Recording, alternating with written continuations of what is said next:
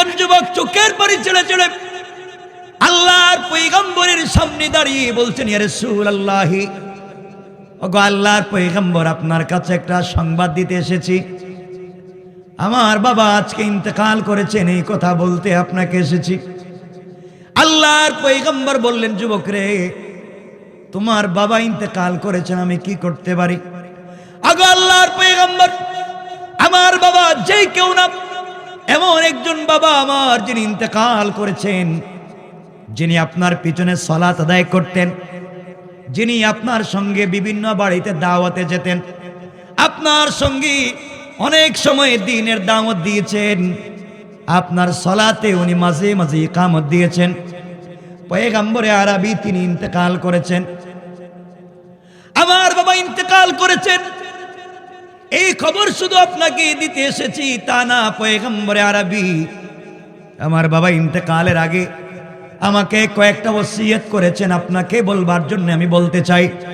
পয়গম্বরে আরবি বললেন, যুবক বলো, এমন একজন গোলাম যিনি আমার পিছনে সালাত পড়েছে, আমার সঙ্গে যুদ্ধে গিয়েছে, আমার সঙ্গে মেহমানদারিতে গিয়েছে, আমার পিছনে ইকামত দিয়েছে, এমন একজন বুজুর্গ, সে ইন্তেকাল করেছে, কি বলতে চাও বলো?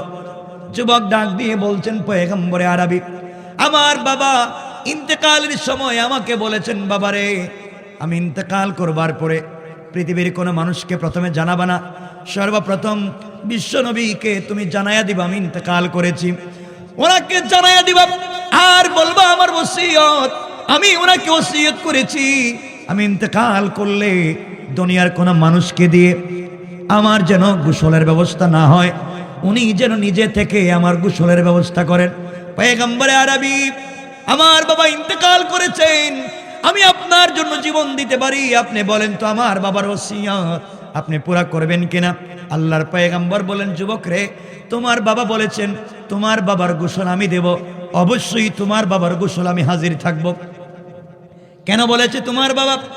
ওগো আল্লাহর পয়গম্বর এই জন্য বলেছেন, আপনি বিশ্ব নবী, যদি আমার বাবার গোসলের সময় আপনি ওখানে থাকেন আর আপনার হাত মোবারক আমার বাবার শরীরে লেগে যায়, আমাদের বিশ্বাস আমার বাবার বডিতে ফেরেশতারা আযাব দিবে না। আল্লাহর পয়গম্বর বললেন, মেনে নিলাম। 2 নম্বরে কি বলতে চাও? যুবক বলেছেন, পয়গম্বরে আরবি 2 নম্বর হলো, আমার বাবা বলেছেন তিনি যদি ইন্তেকাল করেন, আপনার জবানের লালা, আপনার তুতুর অনেক দাম, অনেক বরকত, তিনি ইন্তেকাল করলে আপনি যেন আপনার জবান থেকে কিছু তুতু ওনার বডিতে লাগাইয়া দিলে কবরের ভিতরে কোনো ফেরেশতারা আপনার তুতু মুবারকের বরকতে প্রশ্ন করতে আসবে না। পয়গম্বরে আরবি বললেন, তাও মেনে নিলাম। আর কি বলতে চাও? এবার যুবক বলছেন, আল্লাহর পয়গম্বর, আমি বলতে চাই, আমার বাবা বলেছেন ইন্তেকালের পরে তার কাফনের জন্য দুনিয়ার দামি কোনো কাপড় লাগবে না। আমার বাবা বলেছেন, আপনার পরনের একটা জুব্বা, আপনার পরনের একটা পাঞ্জাবি যদি আমার বাবার কাফন হিসাবে আপনি দিয়ে দেন, আমার বাবার বিশ্বাস কবরে গেলে আপনার জুব্বা মুবারকের বরকতে আর পাওয়ারে কোনো ফেরেশতারা আযাব দিতে পারবে না। পয়গম্বর আরবি বললেন, মেনে নিলাম। আর কি প্রশ্ন করতে চাও, জানতে চাও? যুবক ডেকে ডেকে বলছেন, আল্লাহর পয়গম্বর, আমার বাবা ওসিয়ত করেছেন উনি ইন্তেকাল করলে ওনার জানাজার ইমামতি যেন আপনি করেন।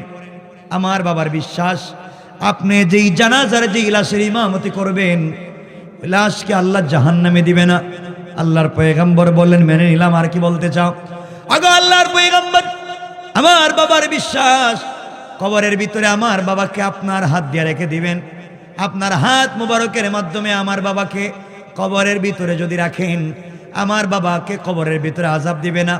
আমার নবী বললেন, মেনে নিলাম। এবার বলো, তোমার বাবাকে কে মরেছে?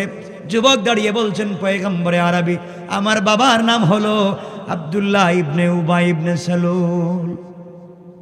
আব্দুল্লাহ ইবনে উবাই ইবনে সালুল মদিনার সব থেকে বড় মুনাফিক।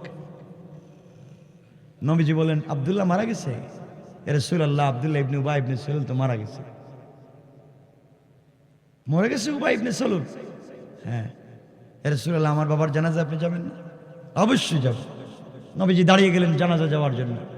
আমার বলছেন, ইয়া রাসূলুল্লাহ, কার নাম বলছে আপনি শুনছেন? তো শয়তান, সারা জীবন আপনার পিছনে নামাজ পড়ছে, মসজিদে বাইরেই কেমনি আপনারা পিটানো যায় এই চিন্তা করছে। ওহুদের যুদ্ধে আপনার সাথে গিয়েছে, অর্ধেক রাস্তা থেকে 300 লোক নিয়ে ফিরে আসছে, আপনাকে মারবার জন্য মসজিদে জেরার তৈরি করেছে, আপনি লোকের জানাজায় যাবেন? নবীজি বলছেন, আমার আল্লাহ তো বলেন নাই সে মুনাফিক, আমি গেলে আপত্তি কি? আমার বলছেন আল্লাহর বইলে লাভ কি? আমরা বলতেছি বুঝতেছেন না? আমরা যে টাটকা সাক্ষী দিচ্ছি। আমার বলছেন, রাসূল পাক বলছেন, আমার সব ঠিক আছে, তো আমি তো রহমতের নবী, আমি তো যেতেই হয়। আমার বলেন আপনি যেতে পারেন, কিন্তু আমার বিশ্বাস আমি ভুল বলছি না, আমার কথার সমর্থনে অবশ্যই আল্লাহ কোন আয়াত নাযিল করেন। আমার তো এই লোক ছিলেন যার কথার সমর্থনে আল্লাহ 12টা 14টা আয়াত নাযিল করেছেন। সুবহানাল্লাহ। নবীজি পৌঁছে গেলেন এই লোকের জানাজায়। আব্দুল্লাহ ইবনে উবাই ইবনে সালুল রাসূলের পিছনে নামাজ পড়ে, মাঝে মাঝে ইকামত দেয়। আমি কি পাগড়ি পরছি, এর পাগড়ি মোটা ছিল, দাঁড়িয়ে এতক্ষণ লম্বা ছিল, বিশাল লম্বা জুব্বা পড়তো, চুল মাঝে মাঝে একবারে সাফ করে ফেলায় দিত, মানে মাথাটারে পরিষ্কার রাখতো, নির্ভেজাল রাখতো। এই লোকটা এত বড় জুব্বা, এত বড় পাগড়ি, রাসূলের পিছনে নামাজ পড়তো। রাসূল তার জানাজায় যাচ্ছেন, হাজির হয়েছেন, সাহাবায়ে কেরাম পাঞ্জাবি টান দিয়ে ধরছেন, ইয়া রাসূলুল্লাহ যায়েন না, শয়তান। নবীজি জানাজায় গেলেন, বিশ্বাস হচ্ছে দেখি আমার জানাজায় গেলেনি এই শয়তানটারে আল্লাহ মাফ করে দেয়। নবীজি জানাজায় গিয়ে হাজির, আল্লাহু আকবার বলে হাত উঠাচ্ছেন, আল্লাহু আক বলে হাত এখানে নিছেন। জিবরাইলকে হাত নামাইয়েন না, ওখানে রাখেন। জিবরাইল কেন? ইয়া রাসূলুল্লাহ, কার জানাজায় আসছেন? কেন? ও তো মরে গেছে। আপনি নামাজ পড়াবেন, আপনি আপনার জুব্বা দিবেন, আপনি যদি ওর সাথে কবরে বসে কোরআন তিলাওয়াত করেন, আল্লাহ বলছেন কোন মুনাফিকের জানাজা আপনি পড়ালে আল্লাহ তাকে মাফ করে দিবেন না, দিবেন না, দিবেন না। সুতরাং আজ যদি কোনো মুনাফিক ইসলামের পক্ষেও কোনো কাজ করে, এরপরে ভিতরে ভিতরে মুনাফিকি করে, গোটা দুনিয়ার আলিম তার জন্য দোয়া করলেও আল্লাহ বলছেন ও শয়তান। ঠিক কিনা বলেন? শয়তানগুলোর কোনো মাফ নাই। সুতরাং মনে রাখবেন, আমরা এই অন্যায় পথে যাব না ইনশাআল্লাহ। কথা বলেন না ইনশাআল্লাহ? কষ্ট হচ্ছে এখন আপনাদের? একটু হাত দেখান এখন, কার কার কষ্ট হচ্ছে না? হচ্ছে না বলছি। আল্লাহ এই হাতগুলোকে কবুল করো, সবাই বলেন আমিন। এতক্ষণ আমরা কথা বললাম সামাজিক অবক্ষয়, এখন আমরা কথা বলবো দ্বিতীয় আয়াত, যে আয়াতে আল্লাহ বলছেন আমরা যদি এগুলা বাদ দিই একটা জান্নাত দিবেন, যার নাম দারুস সালাম, আর এই জান্নাতের নিরাপত্তায় থাকবেন স্বয়ং আল্লাহ। সুবহানাল্লাহ বলুন না। স্বয়ং আল্লাহ নিরাপত্তা দিবেন এবং বন্ধু হিসাবে তিনি নিজে থাকবেন। আল্লাহু আকবার, আল্লাহু আকবার। এই জান্নাতে যেতে চান কি চান না? চাই কি চাই না? এই জান্নাতে যাওয়া তো বহুত পরের ব্যাপার। এই জান্নাতে একটা অনুষ্ঠান আল্লাহ করবেন, প্রোগ্রাম করবেন, বিশাল বড় প্রোগ্রাম, আপনাদের বাসঘাটের মতো না। যে প্রোগ্রাম একটা স্টেজ করবেন, স্টেজ মঞ্চ করবেন, যেই মঞ্চে লক্ষাধিক আম্বিয়ায়ে কেরামের জায়গা হয়। আর পিন্ডাল করবেন, বিশাল পিন্ডাল দারুস সালামে, সকল জান্নাতীদেরকে বসার জন্য একটা চেয়ার দিবেন, যে চেয়ার প্লাস্টিকের না কাঠের না, একটা চেয়ার হীরা জবরদস্ত ইয়াকুত মণি মুক্তা পাথর দিয়ে তৈরি করা, একটা চেয়ার জমিন থেকে আসমান পর্যন্ত উঁচা। না সুবহানাল্লাহ, এটা আগামী বছর কেমন? আল্লাহু আকবার। এই প্রোগ্রামে আল্লাহ হামদ পরিবেশন করার জন্য দাওয়াত করবেন ইসরাফিলকে, হামদে বারি তাআলা। আর বিশেষ অতিথি হিসেবে দাওয়াত করবেন পয়গম্বর দাউদ আলাইহিস সালামকে। প্রধান অতিথি হিসাবে দাওয়াত করবেন আমার নবী, আপনার নবী, কলিজার টুকরা বিশ্ব নবী মুহাম্মদ রাসূলুল্লাহ সাল্লাল্লাহু আলাইহি ওয়াসাল্লামকে। আর এই দারুস সালামের প্রোগ্রামের সভাপতিত্ব করবেন স্বয়ং আল্লাহ। আল্লাহু আকবার বললেন না? এই জান্নাতে যেতে চান? প্রোগ্রামে যাইতে চাই? যাইতে চাই, তাহলে তো আলোচনাই শুরু করতে পারতেছি না, রাত্র হয়ে গেছে 11:15। আরে না, কথা বলে এরপর আমরা এই জান্নাতে আজকে ডুববো ইনশাল্লাহ। বলেন আমরা প্রোগ্রামে যাব তো ইনশাল্লাহ। আমি না ওঠা পর্যন্ত কেউ উঠবেন না, বসে আছেন ভাল লাগতেছে। কিন্তু এর আগে একটা প্রশ্ন করি, আমরা জান্নাতে যাব, দারুস সালামে যাব, আল্লাহ বলছেন তোমাদেরকে যে চেয়ার দিব, এটা এইভাবে নেই যে আমি একটা চেয়ারে বসছি এটা নড়ে না। আল্লাহ বলছেন যে চেয়ার দিব এটা স্প্রিং সিস্টেম, সামনে গেলে সামনে যাবে, পিছনে গেলে পিছনে যাবে। সুবহানাল্লাহ। নাই এই দারুস সালামে বেলকুনি দিবেন, ঘরের রুমের ভিতরে বেলকুনি থাকবে, 2-4টা বাড়ির সামনে বেলকুনি। আল্লাহ বলছেন বেলকুনিতে 2টা চেয়ার দিব, এক চেয়ারে আপনি, সামনের চেয়ারে কে? আল্লাহ। বউর কথাটা একটু কন, আপনারা তো বউরে দেখতে পারেন না, এদের পক্ষে কথা বললে তো রাগ করে। মানে সারাদিন যদি আপনি বউর বিরুদ্ধে ওয়াজ করেন, মাশাআল্লাহ খুব খুশি। কারণ আপনাদের চেহারায় তো আপনাদের চোখে তো বউরে ভাল লাগে না, আপনাদের চোখে তো শুধু পাশের বাড়ির বাবিরে ভাল লাগে। ঠিক কিনা বলেন? ঠিক হইল কেমনি? এটা তো খারাপ কাজ, এটা ঠিক হবে কেমনি? আপনাদের কাছে বউকে ভাল লাগে না, বউকে ভাল লাগাইয়েন। পরিবারে যদি শান্তি চান, আমরা জান্নাতে যাব। এর আগে আমরা একটা কথা বলে নিই, যারা বিয়ে করেছ বউকে সময় দিও, বউকে ভালোবাসতে শিখো। পরের ঘরে পরিবারের ভিতরে শান্তি নিয়ে আসেন, পরিবারের দুজন বোঝাপড়া করে চলেন, তাহলে শান্তি থাকবে না? থাকবে না? আপনারা তো বউরে বানাইছেন কাজের বুয়া, আল্লাহ জানে এটা মনে কক্সবাজারে নাই। বউ ঘুম থেকে উঠে কাজ শুরু করছে, রান্না বান্না শুরু করছে, ঘর মুছা শুরু, বাথরুম, টয়লেট, ওয়াশরুম সব পরিষ্কার, সবার নাস্তা, মা বাপ 14 গোষ্ঠীর কাপড় দাও, এরপরে বাচ্চাদের টিফিন তৈরি করো, ওগুলারে নিয়ে স্কুলে যাও, স্কুল থেকে নিয়ে আসো, আবার রান্না বান্না শুরু করো, আবার সবাইরে খাওয়াও। গরু ছাগল থাকে যদি এগুলারে নিয়ে যাও, হাঁস মুরগ থাকলে তাও দেখো, মেহমান আসলে তাও দেখো, সবাইরে খাওয়াইয়া এরপরে আমার জন্য একটা প্যারাসিটামল দাও। এই যে বউ কাজ করতে করতে রাত্রবেলা খাইছে না খাইছে এই খবরটাও জামাই নেন। ঠিক কিনা বলেন? আপনারা নিমক খারাম স্বামী, বউর খবর নেন না, কাজের বুয়ার মতো রেখে দিচ্ছেন। বউর খবর নিয়েন, বউকে ভালোবাসতে শিখুন, পরিবারে শান্তি দিবেন আল্লাহ। রাসূল পাক ইসলাম আমাদের মা আয়েশা সিদ্দিকা বলেন, আমি জীবনে কতবার ট্রাই করেছি নবীজিকে সালাম দেওয়ার, কিন্তু নবীজির আগে নবীজিকে সালাম দিতে পারিনি। আল্লাহু আকবার বলেন না? আয়েশা বলছেন আমি সালাম দিতে চাইছি, কিন্তু নবীজি আমাকে সালাম দিয়েছেন। তো বিশ্ব নবী যদি তার বউরে সালাম দিতে পারছেন, আপনারা দেন না কেন? কিচ্ছু কয় না, ওয়াজ রাইকা দিমু কিন্তু কথা না বললে। বউরে সালাম দেন না কেন এটা বলা লাগবে আজকে ইনশাল্লাহ। কি সালাম দেন না কেন এটা জিজ্ঞেস? বউরে সালাম দিতে পারেন না, আরেক বেচারার মেয়ে দেখে কি সালাম বন্ধ হয়ে গেছে কেন? বউরে সালাম দিবেন, আজকে বাসায় গিয়েই দরজা দাঁড়ায় বলবেন বউ আসসালামু আলাইকুম, ইনশাল্লাহ বলেন। সবাই বলেন না, মুরব্বীর আমার চেহারার দিকে তাকায় আছে, এরা মনে করতে আব্বা যে কাজ কইতেছ জীবনে সালাম দিই নাই, আজকে সালাম দিবেন। রাসূল পাক বলছেন যেই ঘরে স্বামী স্ত্রীতে সালাম আছে, এই ঘরে আল্লাহ 19 জন ফেরেশতা দিয়ে এই ঘরকে সিকিউরিটি গার্ডের ব্যবস্থা করে দেন। সুবহানাল্লাহ বলেন। 19 জন ফেরেশতা দেন, কোরআনের আয়াতে আছে। সালাম দিবেন তো? সালাম দিবেন। মাঝে মাঝে বউরে নিয়ে ঘুরতে যাইয়েন কক্সবাজার, হ্যাঁ বিভিন্ন জায়গায় ঘুরতে যাইয়েন, হারাম না। পর্দার সাথে বলছি, নবীজিকে একটা হাদিস কেউ দেখাতে পারবেন আমাকে যে নবীজি বাড়ি থেকে বের হয়ে 1 দিন বা 2 দিনের জন্য কোনো জায়গায় সফরে গেছেন আর কোনো বউরে সাথে করে নিয়ে যান নাই?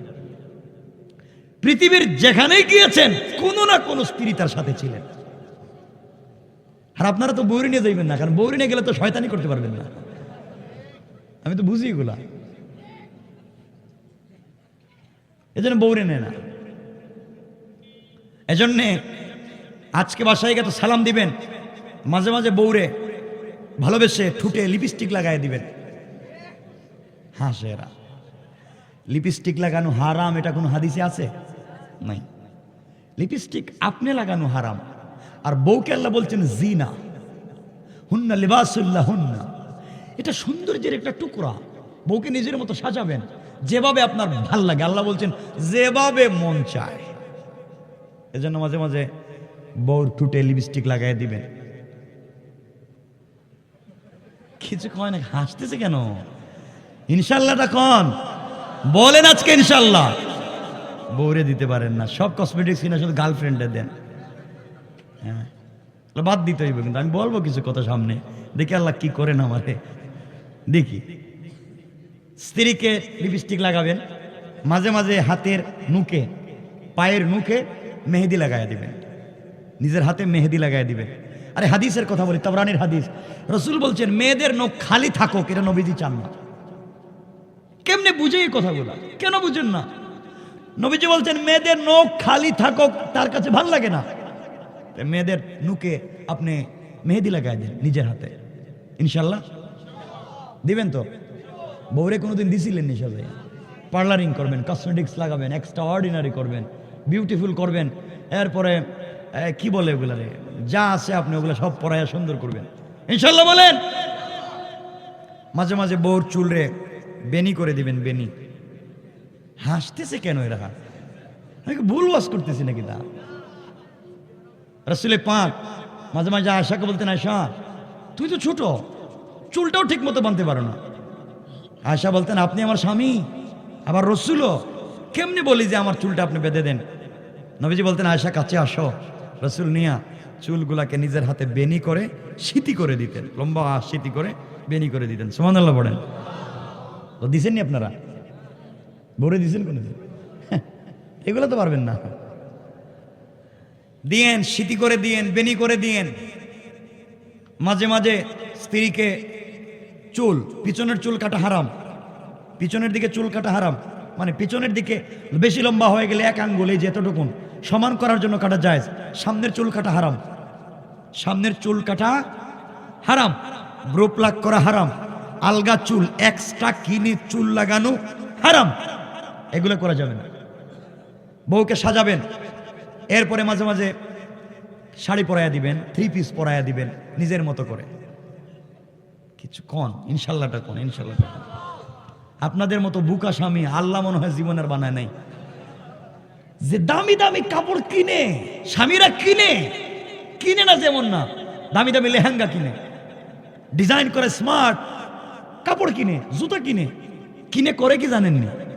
যেদিন বউ মার্কেটে যায়, যেদিন বউ ঘুরতে যায়, যেদিন বউ কোনোদিন কোনো সেন্টারে বিয়েতে যায়, ওদিন সব ডিজাইন করা কাপড় পরে যায় বাহিরের লোকেরা দেখাবার জন্য। আর বেচারা জামাই রাত্রে ঘুমাইবার সময় এই ছেঁড়া কাপড় তার সামনে।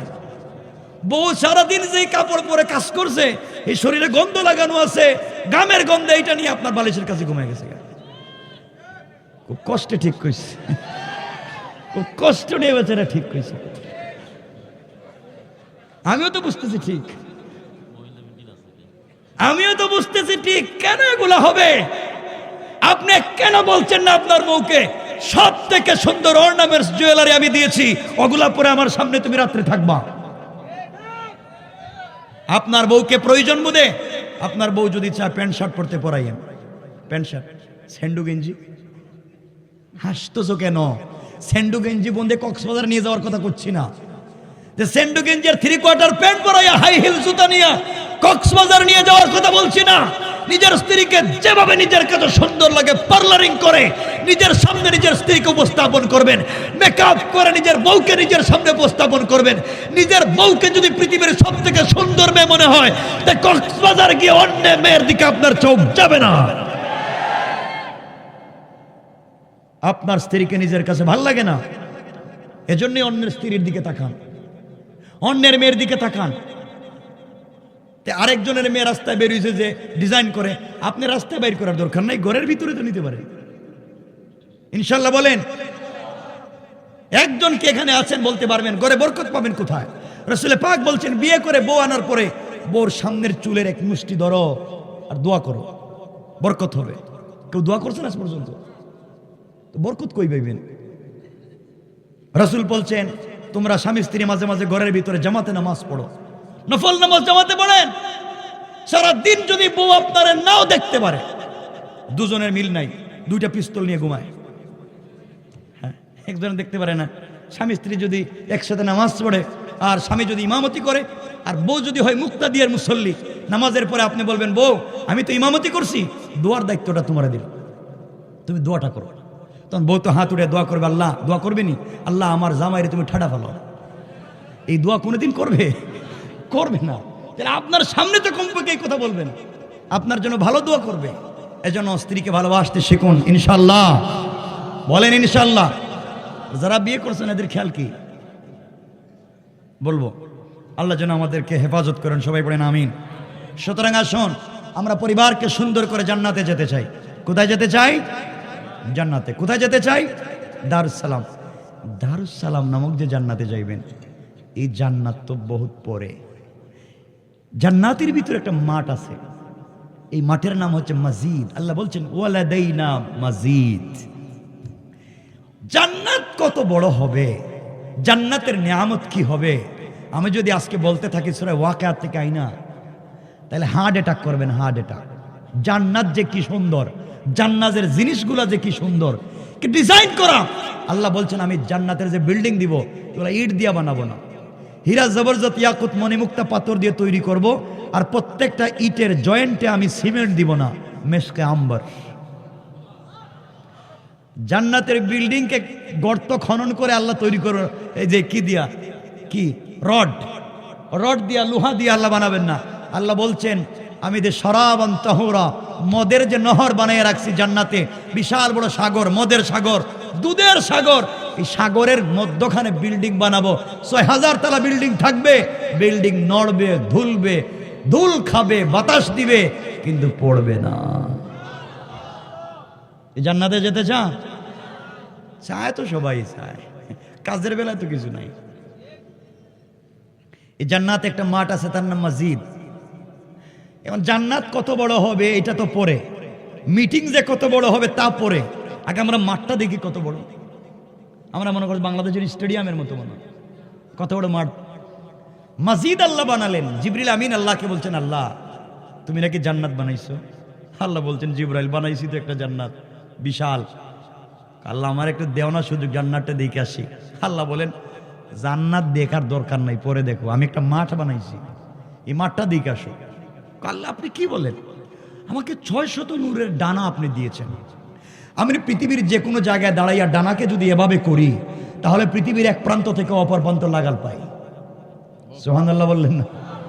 আমি বিশাল, আমি যদি আমার ৬০০ নূরের ডানা দিয়ে একটা বার টান দেই, যে স্পিরিট হয়, একসাথে ১০০০ কিলোমিটার জায়গা যাওয়া যায়। সুবহানাল্লাহ বলেন। আমি বিশাল কিছু, আর আপনি মাঠে পাঠাইতেছেন আমারে, এই মাঠে গিয়ে আমি কি করবো? আল্লাহ বলেন, দেখে আস মাঠটা কেমন। জিবরিল আমিন মাঠে গেছেন, তো জিবরাইল মাঠে গিয়ে মসজিদ নামক মাঠে গেছেন, চিন্তা করছে একটা মাঠে আইছি, আমার ডানা মেলছে। তিনি বলতেছেন, জিবরিল আমিন বলেন, আমি এক চুকের পলকে ১০০০ বছরের রাস্তা যাই,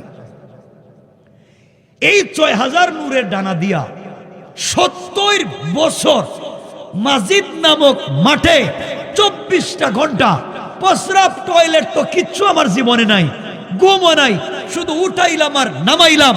২৪টা ঘন্টায় ৭০টা বছর দৌড়াইলাম, কিন্তু মসজিদ নামক মাঠের কুল কিনারা পাইলাম না। আল্লাহু আকবার বলেন না? আল্লাহ বলছেন ওয়ালাদাইনা মসজিদ, এই মাঠ দিছি। চিন্তা করেন কি অবস্থা হবে আমাদের। আমার মুসলমান বন্ধুগণ, গভীর মনোযোগ। আল্লাহ পাক রব্বুল ইজ্জত ওয়াল জালাল বলছেন, গোলাম রে, আমি তোমাদেরকে যে জান্নাত দিব, দারুস সালাম নামক জান্নাত দিব, নিরাপত্তার ঘর দিব। কেমন করে আল্লাহ দিবেন, ওখানে সংক্ষেপ করে কথা বলি। আমার বন্ধুগণ মনে রাখবেন কথাগুলা,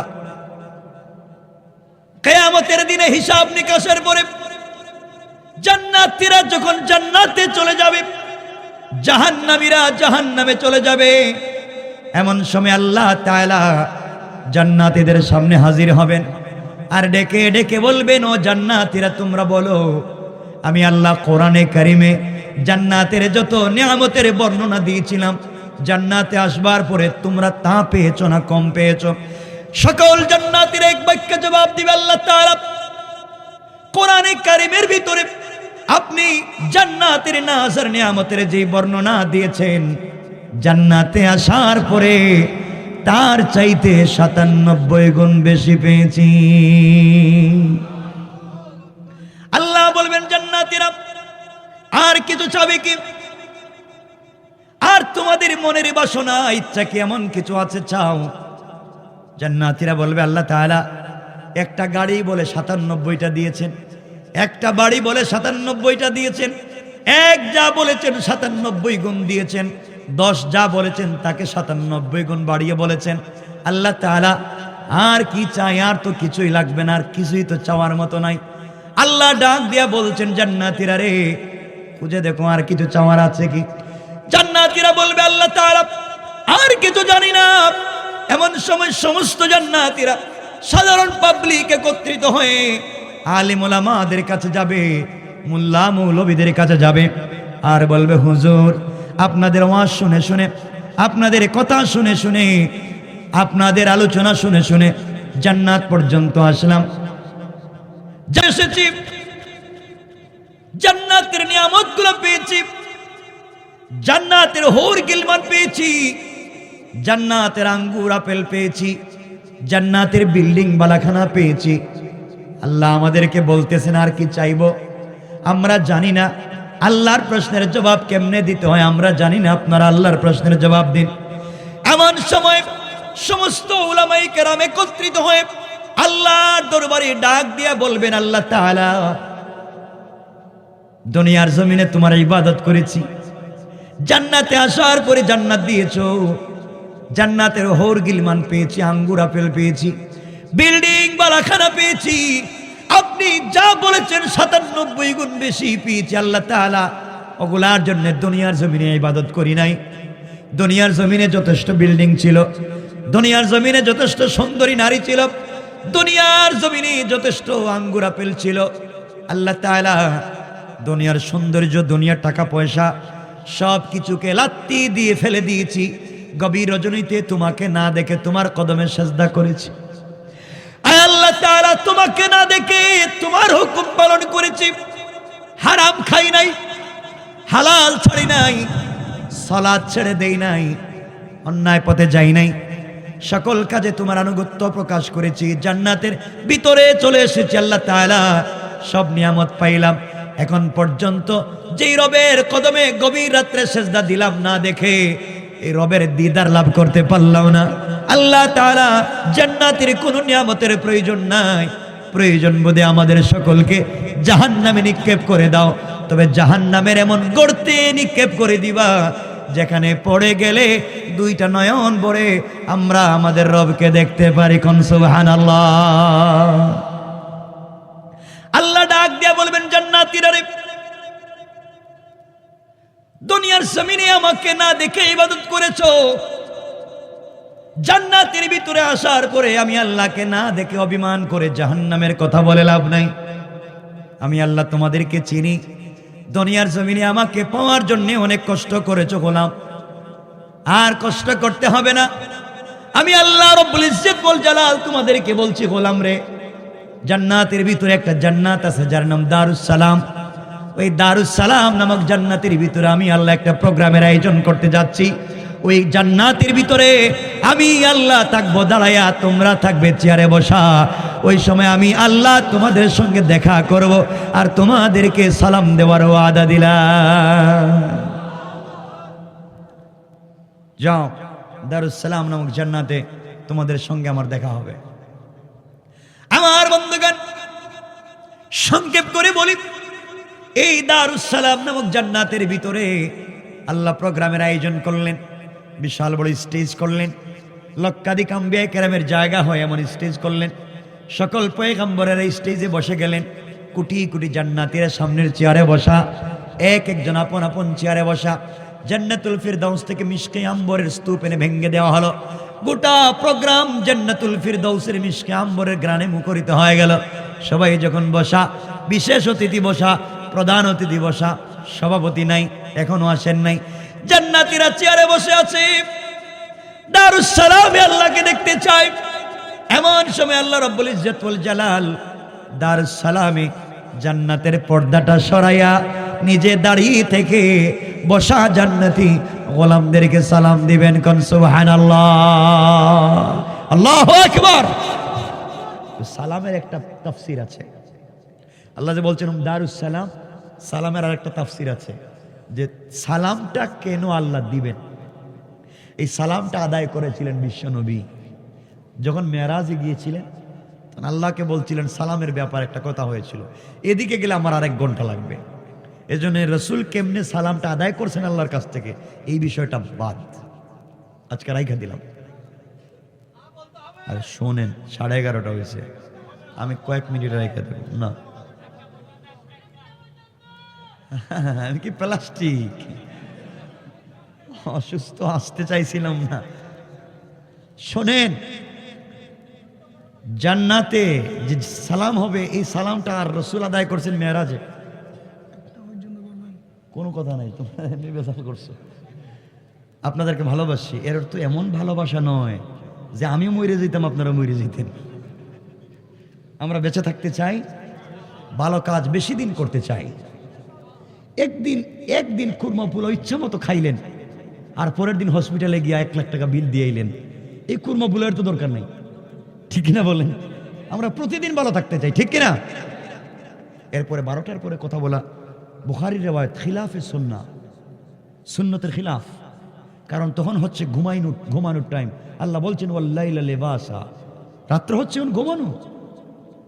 কারণ সারা রাত্রে আমি ওয়াজ করতে পারবো, আপনারা মাশাআল্লাহ শুনবেন, কিন্তু ফজরের নামাজে ইমাম সাহেব আর মুয়াজ্জিন ছাড়া কেউ নেই। তাহলে ওয়াজ দিয়ে লাভ হবে কেন? আমি তো জান্নাতের কথা বলছি, কিন্তু নামাজে তো যাওয়া লাগবে ইনশাআল্লাহ। বলেন ইনশাআল্লাহ। যুবক ভাইদেরকে বলছে শোনো, এই আল্লাহ যদি বাঁচায় আমি বলবো না, এখন রাখলাম এই কথাটা, রাখলাম এখানে যে সালামটা কেমনে আনলেন। যখন রসুলের পাক মেরাজে গিয়েছিলেন আল্লাহর সামনে দেখা করতে, দুটো তাফসীর, কাবা কাউসাইনি আও আদনা, সামনাসামনি আল্লাহ এবং রসুল কথা বলতেছেন। তো আল্লাহ নবীজিকে জিজ্ঞাসা করতেছেন, বন্ধু আপনি যে আমার বাড়িতে আইলেন, গ্রাম থেকে আইছেন, মক্কা থেকে, তো কিছু নিয়ে আইছেন নি? হাদিয়া, গিফট, উপহার, উপঢৌকন, না খালি হাতে আইছেন? নবীজি বলছেন, আল্লাহ আপনি কি আমার কি বোকা পাইছেন নাকি যে আমি খালি হাতে আসব? অবশ্যই গিফট এনেছি, হাদিয়া উপহার এনেছি। আল্লাহ বলছেন, কি হাদিয়া তুমি দুনিয়ার থেকে নিয়ে আসছো? আমার নবী বলছেন, আত্তাহিয়াতু লিল্লাহি ওয়াস সালাওয়াতুত তাইয়্যিবাত, আল্লাহ যত সালাত, যত সালাম, যত পবিত্রতা সব আপনাকে হাদিয়া করে দিল। আল্লাহ খুশি হয়ে গেলেন, আল্লাহ খুশি হয়ে সালাম দিলেন, আসসালামু আলাইকা আইয়ুহান নবিয়্যু, বন্ধু তোমাকে সালাম। আল্লাহ নিজে রাসূলকে সালাম দিচ্ছেন, সালামের তো জবাব দেওয়ার কথা। নবীজি সালাম না দিয়া এবার বসে আছেন, চেহারা নিচের দিকে করে। তো আল্লাহ বলছেন, বন্ধু সালাম দিলাম আমি, সালামের জবাবটা দিলে না তুমি, মন খারাপ করে ফেলছেন? ফাতেমার কথা মনে পড়তেছে, মনে হয় বাড়ির কথা মনে পড়ছে, খাদিজার কথা, সালামের জবাব দিচ্ছেন না কেন? আমার রাসূল বলছেন, আল্লাহ তাআলা আপনি আমাকে ভালোবাসেন, এতে সন্দেহ নাই, বিশ্বাস করি, কিন্তু আপনি আমাকে যেভাবে ভালোবাসেন, আমি আমার উম্মতদেরকে আমার কলিজার চাইতে বেশি ভালোবাসি। আপনার বাড়িতে আমি আসছি, আপনি আমাকে কত কিছু উপহার দিচ্ছেন, কত কিছু জিজ্ঞাসা করছেন, আপনি আমাকে সালাম দিচ্ছেন, আমি কেমনে আমি সালামের জবাব দিব? আপনি এতক্ষণ কথা বলছেন, একটা বারও আপনি আমার গুনাহগার উম্মতের কথা জিজ্ঞাসা করলেন না। কেমন রাসূল, কেমন রাসূল! আপনি আমার উম্মতের কথা জিজ্ঞাসা করেননি, আপনি সালামের জবাব দিব আমি। আল্লাহ পাক আপনি আমাকে ভালোবাসেন, হাবিবুল্লাহ আমি আপনার সালামের জবাব ততক্ষণ পর্যন্ত দিব না যতক্ষণ পর্যন্ত আপনি আমার উম্মতকে সালাম না দিবেন। তোমার নবী যা ওখানে গিয়েও তোমাকে আমাকে ভুলে যায়নি। আল্লাহ বলছেন, বন্ধু তাবরানী riwayat, আমি তো তোমাকে সালাম দিলাম, উম্মতরে আবার কেমনে সালাম দিব?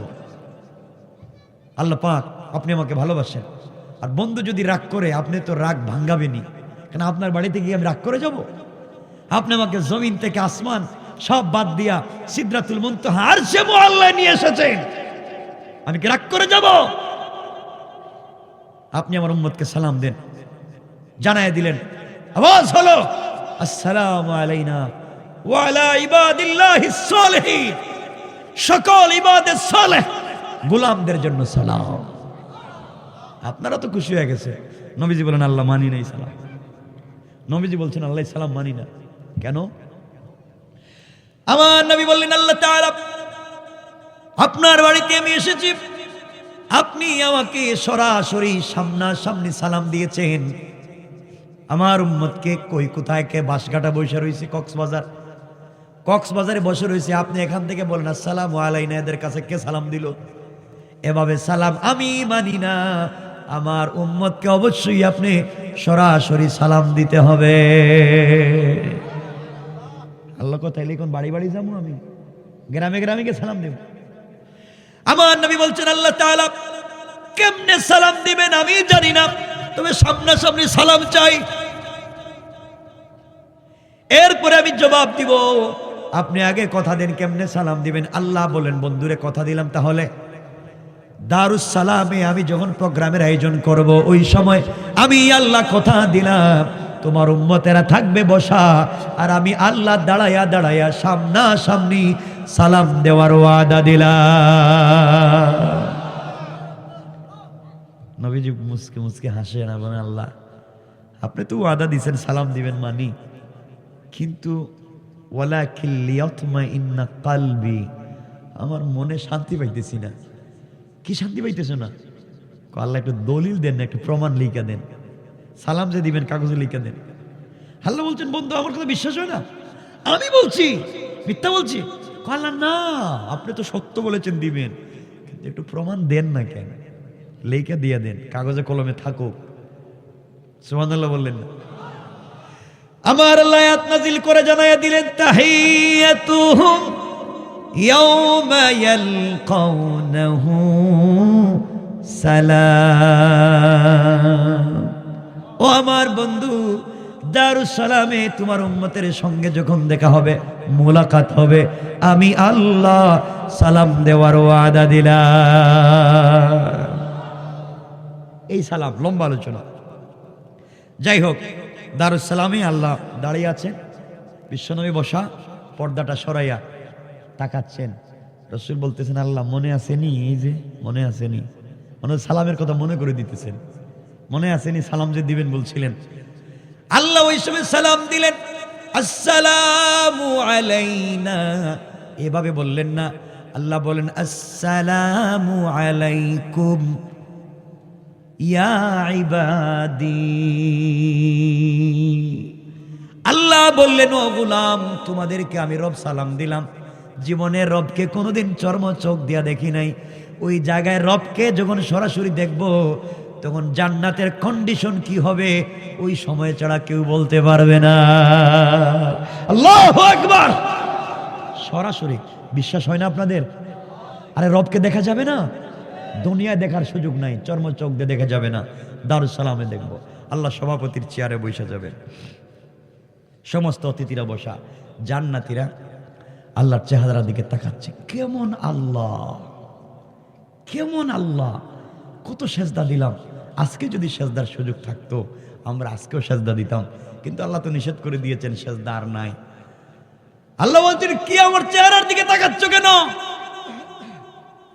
নবীজি বলতেছেন, আল্লাহ, নবীজি তো বসা, সভাপতি এখানে, প্রধান অতিথি কাছে বসছেন না?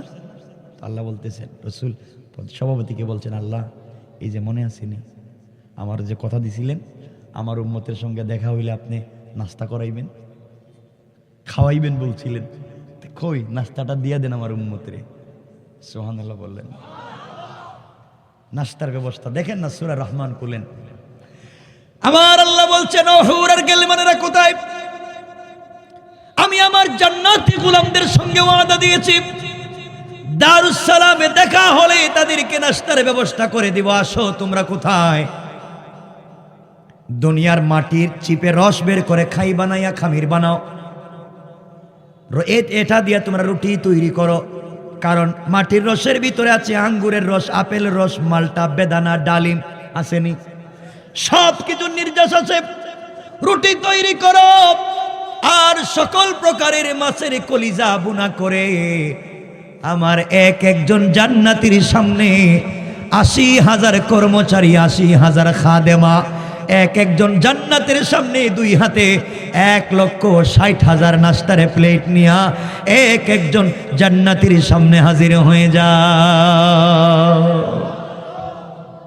এত নাস্তা কেমনে খাইবেন? এক একজন জান্নাতীর সামনে ১,৬০,০০০ নাস্তার প্লেট। আল্লাহ রাব্বুল ইজ্জত ওয়াল জালাল বলবেন তোমরা নাস্তা করো। আপনারা চিন্তা করবেন না, হারে এত নাস্তা তো খাওয়া যাবে না, কিছু রেখে দেই। আমার যদি ছেলে আসে, আমার যদি নাতি আসে, ছেলের বউ আসে, তাদেরকে মেহমানদারি করতে হবে, এই জন্য কিছু ফ্রিজে রাখবার দরকার আছে না নাই? কয় আছে? এখানে ফ্রিজ কোন কোম্পানি দিব? কয় আছে? এখানে ফ্রিজ পাইবেন কেমনে? আল্লাহ রাব্বুল ইজ্জত ওয়াল জালাল বলবেন গোলাম রে ১,৬০,০০০ নাস্তার প্লেট তোমাকে আমি দিতে পেরেছি বন্ধু, চিন্তা করো না।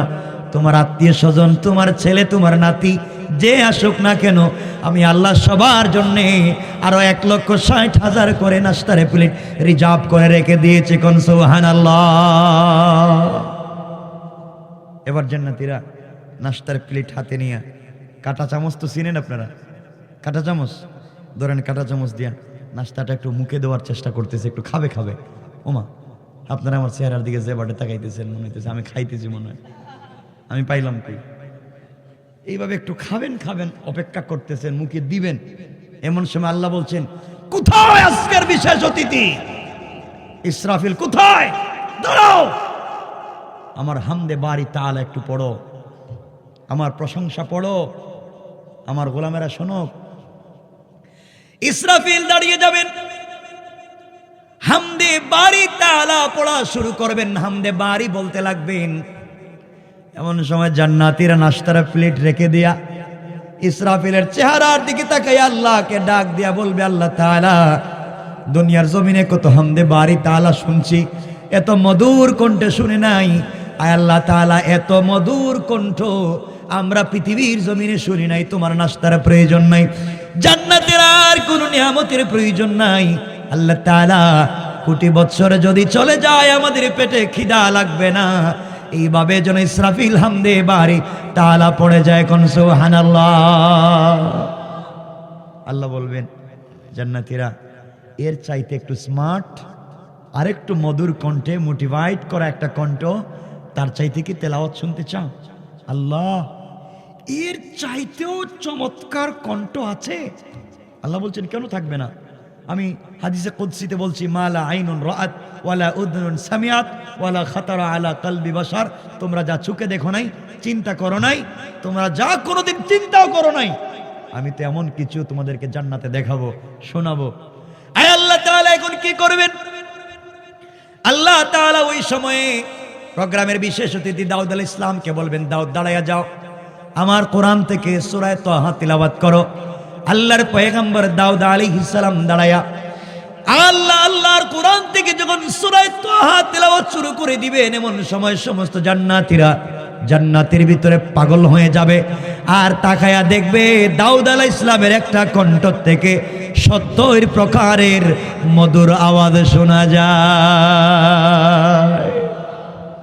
কণ্ঠ একটা, আওয়াজ বাইরেছে ৭০টা। জান্নাতীরা বলবে, আল্লাহ তাআলা, আর যে তেলাওয়াত শোনালেন দাউদের কণ্ঠের তেলাওয়াত চলতে থাকুক, বন্ধ করে দিয়েন না। আল্লাহ বলবেন, জান্নাতীরা রে, এর চাইতে মধুর কণ্ঠে কোনো তেলাওয়াত শুনতে চাও কি? আল্লাহ তাআলা, এর চাইতে মধুর কণ্ঠ আছে কি আমরা জানি না। আল্লাহ বলবেন, শোনো রে, আমার কোরআনের জন্য ইসরাফিল কষ্ট করে নাই, আমার কোরআনের জন্য দাউদ কষ্ট করে নাই, আমার কোরআনের জন্য যেই নবী দান শহীদ করেছেন, মাথায় লোহার কড়া ঢুকিয়েছেন, আজকের প্রধান অতিথি বিশ্ব নবী এই মুহূর্তে তোমাদের সামনে আমার কোরআন থেকে সূরা ইয়াসিন তিলাওয়াত করে শোনাইয়া দিবে। আল্লাহু আকবার। আরে নবীজির কণ্ঠ কেমন হবে, কেমনে বুঝাই কণ্ঠ? নবীজি হযরত ইউসুফ আলাইহিস সালামকে মহিলারা দেখে হাত কাটছে না? ইউসুফ ছিলেন সাদা সুন্দর, আর আমার নবী ছিলেন লালচে সুন্দর, লাবণ্যময়ী। দুধে আলতা দিলে যে কালার হয়, দুধে আলতা, আমার নবীর চেহারা ছিল তেমন। পড়েন না সুবহানাল্লাহ। এই নবী, যেই নবী হাসলে চন্দ্র সূর্য অন্ধকার হয়ে যায়, যেই নবী অন্ধকারে মুচকি হাসলে দাঁতের আলোতে রাস্তা আলোকিত হয়ে যায়। সুবহানাল্লাহ পড়েন না। এই নবী তেলাওয়াত করবেন। আল্লাহু আকবার। কেমনে বুঝে আপনাদেরকে দারুস সালাম। 12টা হয়ে যাইতেছে, কিন্তু কেউ উঠবেন না। মাশাআল্লাহ বসে রয়েছেন। আমি হঠাৎ কথা বন্ধ করলে কেউ উঠবেন না, কথা আছে আপনাদের সাথে আরো কিছু কথা বলবো। আমার বন্ধুগণ, আমার ভাইরা, তা যাই হোক, আল্লাহ বলবেন বিশ্বনবী আপনি দাঁড়ান, কোরআন থেকে তেলাওয়াত করেন। রাসূল পাক দাঁড়াবেন, সূরা ইয়াসিন তেলাওয়াত করবেন। আমার নবী দাঁড়িয়ে যখন সূরা ইয়াসিন তেলাওয়াত করবেন, জান্নাতীরা তাকায়া দেখবে বিশ্বনবীর কণ্ঠ এত মধুর, দাউদ আলাইহিস সালামের কণ্ঠ থেকে আরো কোটি কোটি গুণ বেশি মধুর শোনা যায়। আমার মুসলমান বন্ধুগণ, এক পর্যায়ে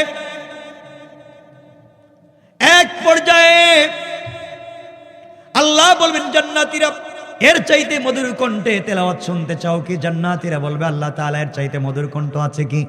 আল্লাহ বলবেন এতদিন আমার কোরআন বিশ্ব নবীর কণ্ঠে শুনেছো, সাহাবায়ে কেরাম, তাবেঈন, তাবেঈন, আইম্মায়ে মুজতাহিদিন, সালফে সালেহিন, আকাবিরিন, উলামায়ে মুতাকাদ্দিমিন, মুতাআখিরিন, আসফিয়ায়ে কেরামের কণ্ঠে আমার কোরআন শুনেছো। আমার কোরআন কারি উবাইদুল্লাহ, আব্দুস সাত্তার, আব্দুল খালেকের কণ্ঠে শুনেছো। আমার কোরআন কারি আব্দুল বাসিতের কণ্ঠে শুনেছো। গোলাম রে, আমি আল্লাহর কণ্ঠে আমার কোরআন শুনো নাই। আমি কথা দিয়েছিলাম দারুস সালামে তোমাদের সঙ্গে দেখা হলে তেলাওয়াত করে শোনাবো। এই মুহূর্তে আমি আল্লাহ আমার কোরআন থেকে সূরা রহমান তেলাওয়াত করে তোমাদেরকে শোনাতে চাই। আল্লাহ নিজে তেলাওয়াত করবেন।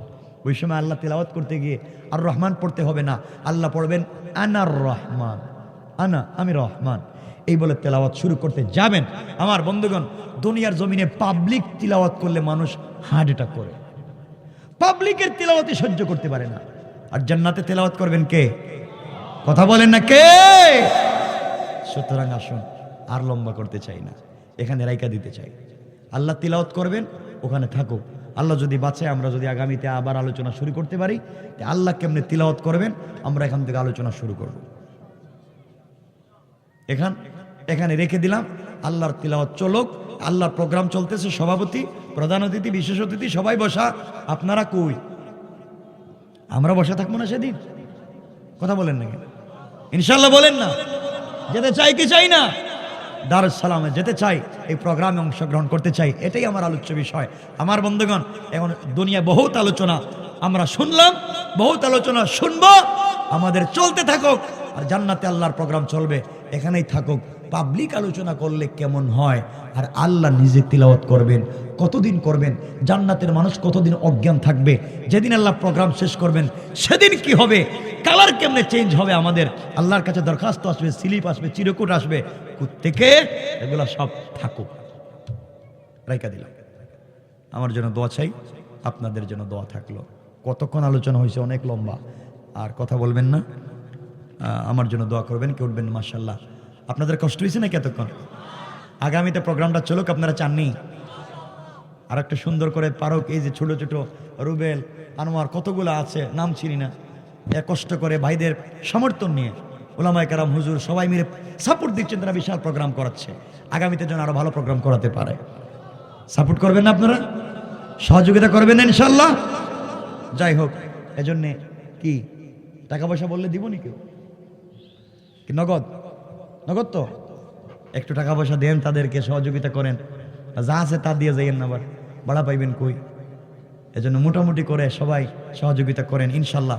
সবাই দিল থেকে, মন থেকে দিবেন। আল্লাহ দারুস সালামে আমাদেরকে তেলাওয়াত শোনায়া দিবেন। আলহামদুলিল্লাহ। কোন এজন্য আসুন, 4-5 জন ভাই উঠে যাও, উঠো, 4-5 জন উঠো, উঠো ভাই, সবাই দিবেন। একজন প্লিজ খালি হাতে যাবেন না। চমৎকার প্রোগ্রাম করিয়েছে। আর তোমরা মানুষকে অনেক কষ্ট দিচ্ছ, ভাইদেরকে আগামীতে একটু বড় করে লম্বা করে প্যান্ডেল করো, যেন মানুষের কষ্ট না হয়। আপনারা দীর্ঘক্ষণ থেকে বসে আছেন, আমাদের আল্লাহ সবাইকে যেন আল্লাহ কবুল করেন। সবাই বলেন আমিন। আমার জন্য দোয়া করবেন তো ইনশাল্লাহ? সবাই দেন ভাই, সবাই দেন। পিছন থেকে উঠো না কেন, কয়েকজন পিছনে উঠো, মায়ে বোনেরা যারা আছেন আপনারাও দেন। কারণ রাসূল মেরাজে গিয়ে আসে বলছেন তাসাদ্দাকনা, মায়েরা বেশি করে সাদকা করো। আমার মায়েরা বোনেরা আপনাদের প্রকৃত কথা বলছি, স্বামীদের সালাম দিতে বলছি, আপনারা টাকা দিবেন না কেন? অবশ্যই দিবেন, সবাই টাকা। আমার হুজুরও কথা বলবেন ইনশাআল্লাহ, কেউ উঠবেন না। মাশাআল্লাহ বসে আছেন মায়েরা, আপনারাও দেন। আর আপনারা তো আমাকে শুনেন, ইন্টারনেটে শুনেন না আপনারা, আমাকে শুনবেন আপনারা। ইসলাম শিখবেন, দিন শিখবেন। যুবকদেরকে বলছি ভুল পথে যাইও না, মাদক ছেড়ে দাও ইনশাআল্লাহ। বলো মাদক ছেড়ে দাও। আমরা মাদককে না বলুন, ঠিক আছে না? মাদক চলবে না, জুয়া ফেন্সিডিল ইয়াবা চলবে না ইনশাআল্লাহ। বলো ইনশাআল্লাহ। আমরা দেশকে সমৃদ্ধশালী করতে চাই। কেউ যাবেন না, মোনাজাত করে যাবেন। মাশাআল্লাহ বসেন, তওবা করে যাবেন, মোনাজাত করে যাবেন, বসেন। কমিটির অনেকের জন্য দোয়া চাওয়া হয়েছে, প্রবাসীদের জন্য দোয়া চাওয়া হয়েছে। বাঁশকাটা ইসলামী যুব সংগঠনের প্রধান উপদেষ্টা আবু তৈয়ব ভাই চৌধুরী চেয়ারম্যান প্রার্থী, তার জন্য দোয়া চেয়েছেন জনাব নুরুল হক সরওয়ার নাকি, হ্যাঁ চেয়ারম্যান, হ্যাঁ আমার চেয়ারম্যান ভাই, চেয়ারম্যান প্রার্থী, উনিও দোয়া চেয়েছেন, দোয়া করবেন। এলাকার ছেলে মৃত হাফেজ আলমগীরের জন্য দোয়া চাওয়া হয়েছে, দোয়া করবেন। এলাকার ছেলে মৃত ফয়সাল মাহমুদ বাবু, তার জন্য দোয়া চাওয়া হয়েছে। সবাই একে অপরের জন্য দোয়া করবেন, দিল থেকে আমার জন্য দোয়া করবেন। আপনাদের জন্য দিল থেকে ভালোবাসা থাকলো, আমার জন্য আপনারা দোয়া করবেন। আর আপনাদের যে কোনো প্রশ্ন, আজকে তো সময় নেই, কথা রেখে দিলাম, যে কোনো প্রশ্ন, আমার একটা ফেসবুক পেজ আছে, 5 জন মুফতি, এই পেজের অ্যাডমিন, বাংলাদেশের শীর্ষস্থানীয় 5 জন মুফতি যারা পিএইচডি করছে, এই পেজের অ্যাডমিন। আপনাদের যে কোনো প্রশ্নের উত্তর তারা রেফারেন্স থেকে আপনাদেরকে দিয়ে দিবে। আমার নামে একটা পেজ আছে, মোটামুটি 1 লাখ ফলোয়ার মনে হয়, আমি মেবি মুফতি শাহিদুর রহমান মাহমুদাবাদী, ইংরেজিতে দেখবেন 1 লক্ষ ফলোয়ার। আপনারা এটাকে ফলো করতে পারেন, এই পেজে আপনারা ফলো করে থাকবেন, লাইক দিয়ে রাখবেন। আপনাদের যে কোনো প্রশ্ন ইসলামিক, এখানে আপনারা প্রশ্ন করে দিবেন, দেখবেন আপনারা অটোমেটিক আপনারা উত্তর এখানে পেয়ে যাবেন। আমরা চাই মানুষের কাছে দিন পৌঁছে দিতে, স্বচ্ছ ইসলাম পৌঁছে দিতে, মানুষ যেন আর ভুল ভ্রান্তিতে না থাকে।